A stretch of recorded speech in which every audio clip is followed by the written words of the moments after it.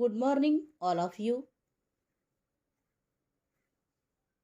BA तृतीय वर्ष के सभी छात्रों का कैलाशवासी रमेश वरपुड़कर महाविद्यालय के हिंदी विभाग में स्वागत है। तो दोस्तों, आज के इस वीडियो लेक्चर में हम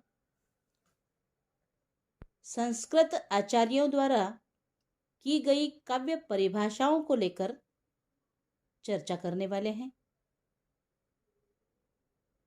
तो दोस्तों, काव्य वाङ्मय का प्राण है, इसलिए काव्य की उत्पत्ति के समय से ही उसके लक्षणों पर विचार होने लगा। काव्य क्या है, इस मूलभूत प्रश्न की व्याख्या संस्कृत, हिंदी और पाश्चात्य विद्वानों ने अपने अपने दृष्टिकोण से की है। तो आज हम संस्कृत विद्वानों द्वारा दी गई काव्य परिभाषाओं पर विचार करने वाले हैं। तो दोस्तों, काव्य का स्वरूप बड़ा व्यापक है। जितना व्यापक है उतना ही सूक्ष्म भी है। इसे लक्षण में बांधना अत्यंत कठिन कार्य है।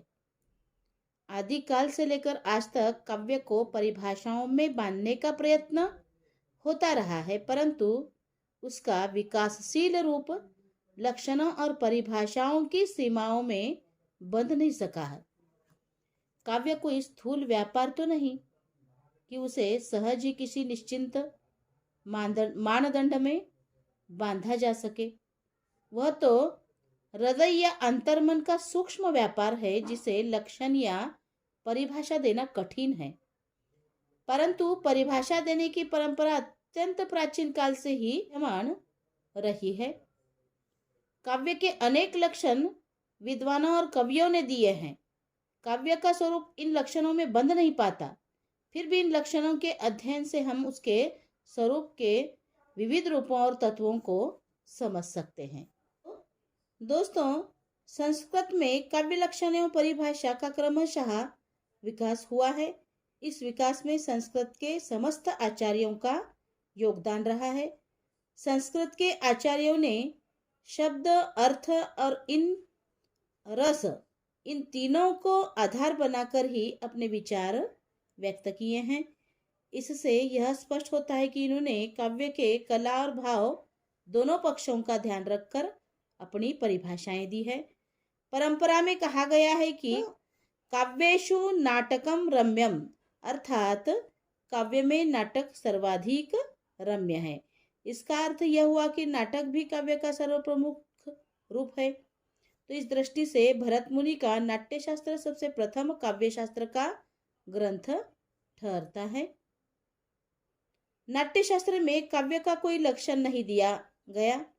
काव्य के अनेक अंगों का विवेचन उसमें है, जैसे रस, गुण, अलंकार, भाव आदि, परंतु मुख्य बल उसमें अभिनय पर ही है। तो नाटक में काव्यत्व लाने वाली बातों का उल्लेख नाट्यशास्त्र में अवश्य किया गया है, जिसके अंतर्गत गुण, अलंकार, रस का समावेश है, परंतु यह काव्य की परिभाषा के रूप में नहीं है।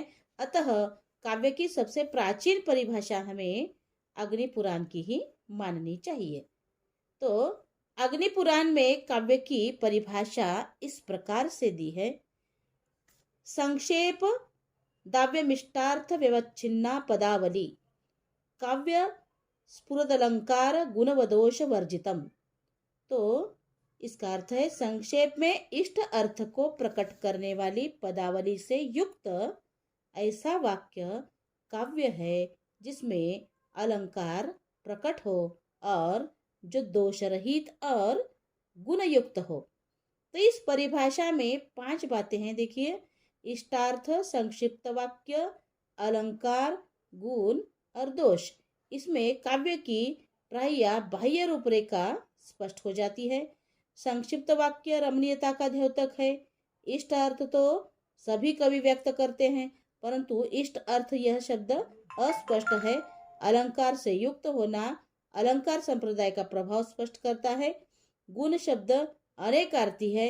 दोष से रहित होना उत्तम काव्य का लक्षण है, पर वह भी निषेधात्मक स्वरूप है।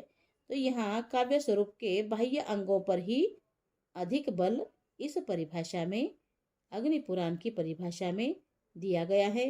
काव्य के अंतर्गत पक्ष की ध्वनि यहाँ सुनाई नहीं पड़ती, इसी कारण इसमें इससे काव्य का प्रभावकारी स्वरूप स्पष्ट नहीं हो पाता। उसके बाद हम देखेंगे भामह की परिभाषा। तो काव्यालंकार के रचयिता एवं अलंकार संप्रदाय के प्रमुख आचार्य भामह ने काव्य को इन शब्दों में परिभाषित करने का प्रयत्न किया है। शब्दार्थों सहितो काव्यम, शब्द और अर्थ का संयोग ही काव्य है। इसका अर्थ क्या है? शब्दार्थों सहितो काव्यम, इसका अर्थ है शब्द और अर्थ का संयोग ही काव्य है। यह परिभाषा अत्यंत व्यापक है, क्योंकि इसमें क्षेत्र में काव्य के अतिरिक्त शास्त्र, इतिहास, वार्तालाप आदि सभी आ जाते हैं। इस कारण इसमें अतिव्याप्ति का दोष है। वास्तव में शब्दार्थों सहितों से तात्पर्य है शब्द और अर्थ दोनों की विशेषताएं जिसमें प्रकट हो ऐसा दोनों का संगठन। तो निश्चित है कि शास्त्रादि में अर्थ का अधिक महत्व होता है, शब्द का नहीं। फिर भी इसमें काव्य के स्वरूप का स्पष्टीकरण नहीं होता, परंतु आचार्य भामह की परिभाषा के में अंतरंग बहिरंग पक्षों का स्पष्ट संकेत मिल जाता है। तो आगे के आचार्यों ने इस बाह्य स्वरूप निरूपक लक्षणों का खंडन करते हुए काव्य की अंतर्भूत विशेषता या आत्मा की खोज करने का प्रयत्न किया है। शब्द और अर्थ तो काव्य का शरीर है, उसकी आत्मा कुछ और ही है। इस धारणा के परिणाम स्वरूप संस्कृत के आचार्यों द्वारा काव्य की आत्मा को खोजने का प्रयत्न हुआ है, जिसमें फलस्वरूप अलंकार, रीति, ध्वनि, वक्रोक्ति, औचित्य, रस, अनुमति से संबंध रखने वाले काव्य संप्रदायों का विकास हुआ। इसका नाम तो भामह ने ही अलंकार का व्यापक अर्थ ग्रहण किया है। अलंकार को ही काव्य की वे आत्मा मानते हैं। तीसरी परिभाषा है दंडी। दंडी की परिभाषा, शरीर तावदिष्टार्थ व्यवच्छिन्ना पदावली। इसका तात्पर्य यह है कि जो पदावली कवि के अभिलाषित अर्थ को व्यक्त, व्यंजित एवं रूपायित करती है, वही काव्य है। इस परिभाषा में काव्य की आत्मा की ओर ध्यान नहीं दिया गया। आचार्य दंडी ने कोई नई बात नहीं कही है। पूर्ववर्ती आचार्यों ने काव्य लक्षणों में के संबंध में जो कुछ कहा, वही बात शब्दों में तनिक हेर फेर करके कही है। उसके बाद हम देखने वाले हैं आचार्य वामन की परिभाषा। तो आचार्य वामन ने गुण के आधार पर रीति को काव्य की आत्मा माना है। रीतिरात्मा काव्यश्च, तात्पर्य यही है कि शब्दार्थ शरीर वाले काव्य की आत्मा रीति है। वामन के अनुसार किसी विशेष प्रकार की पद रचना ही रीति है। तो उनका तात्पर्य गुण संपन्नता से है। इसके साथ ही उन्होंने कहा है काव्य शब्दोय गुणालंकार संस्कृतयो शब्दार्थ वर्तये, अर्थात गुण एवं अलंकार से संस्कृत शब्दार्थ ही काव्य है।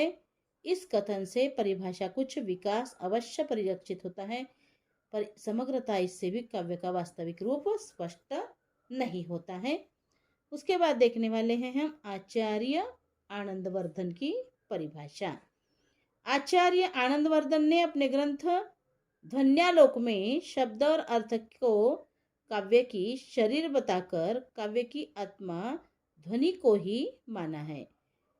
काव्यात्मक ध्वनि, वाच्यार्थ से व्यंगार्थ सुंदर हो उसे ध्वनि कहा गया है। तो इस तरह से आचार्य कुंतक की परिभाषा। वक्रोक्तिकार आचार्य कुंतक ने अपने काव्य लक्षण में वक्रोक्ति पर विशेष बल देते हुए कहा है, शब्दार्थो सहितो वक्र कवि व्यापार शालिनी बंदे व्यवस्थितो काव्यम। अर्थात वक्र व्यापार युक्त सूत्र में व्यवस्थित शब्दार्थ ही काव्य है। आचार्य कुंतक ने दो बातों पर बल दिया है, शब्दार्थ की वक्रता और आंतरिक सूत्रों की व्यवस्था।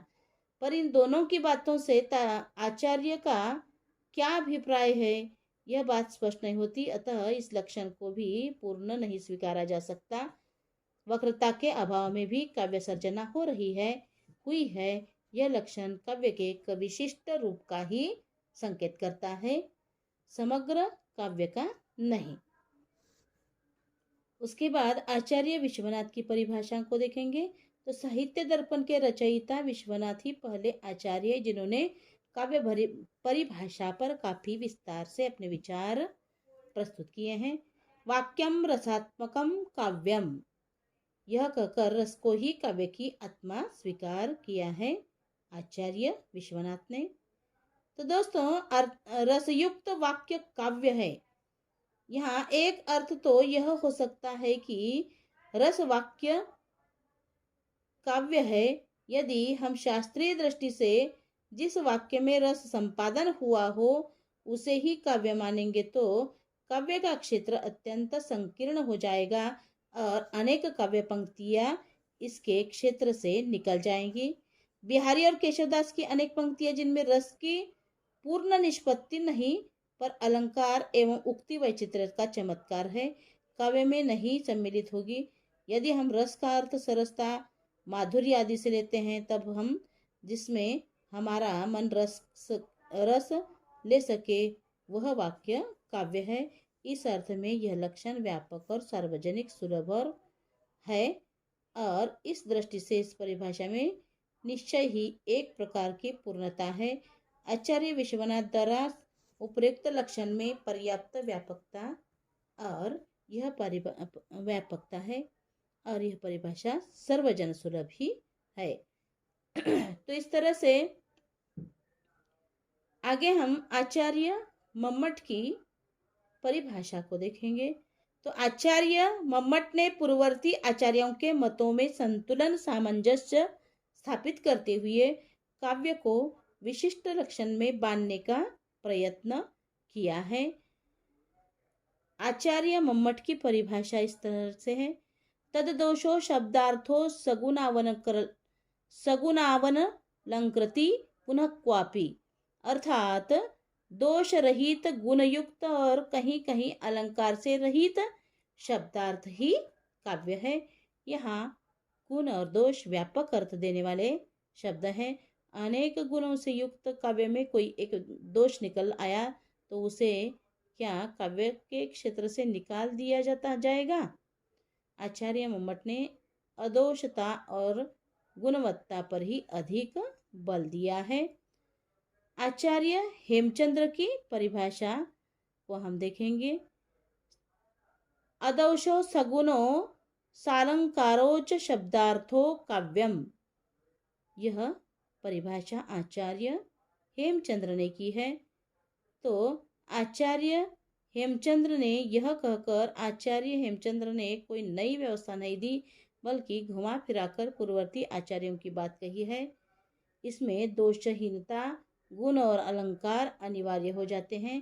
काव्य का कोई गंभीर उद्देश्य इन लक्षणों में से बन नहीं पाता। पंडितराज जगन्नाथ की परिभाषा को हम देखेंगे। रमणीयार्थ प्रतिपादकः शब्दः काव्यम, अर्थात रमणीय अर्थ को प्रतिपादित करने वाला वाक्य यानी शब्द ही काव्य है। इस लक्षण में कुछ लोग आपत्ति उठाते हैं कि काव्य के अंतर्गत शब्द में सदैव अर्थ की रमणीयता नहीं होती, पूरे वाक्य से रमणीयता प्रतिपादित होती है। डॉक्टर भगीरथ मिश्र ने पंडितराज जगन्नाथ की उपर्युक्त जो परिभाषा है उसको संशोधित करते हुए कहा है कि शब्द अर्थ अथवा दोनों की रमणीयता से युक्त वाक्य रचना को काव्य कहते हैं। आचार्य पंडितराज जगन्नाथ ने काव्य लक्षण में रमणीयता का समावेश कर उसे व्यापक बना दिया है। इस रमणीयता के अंदर आनंदवर्धन का लोकोत्तर आह्लाद, वामन का सौंदर्य, दंडी की इष्टार्थ, कुंतक का वक्रतजन्य आह्लाद आदि सभी कुछ आ जाता है। तो इसके अतिरिक्त धनंजय और भोजराज आदि आचार्यों ने काव्य के लक्षणों की और विशेष ध्यान देकर उसकी विशेषताओं को व्यक्त करने का प्रयत्न किया है, परंतु इस दिशा में दो संस्कृत आचार्यों के मत भी महत्वपूर्ण माने जाते हैं। वे आचार्य हैं विश्वनाथ और पंडित राज जगन्नाथ। अतः इस दृष्टि से पंडित राज द्वारा दी गई काव्य परिभाषाओं को ही अंतिम एवं पूर्ण कहा जा सकता है।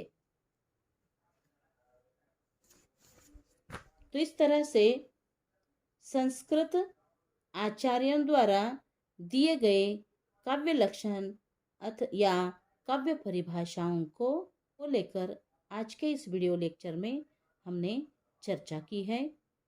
धन्यवाद।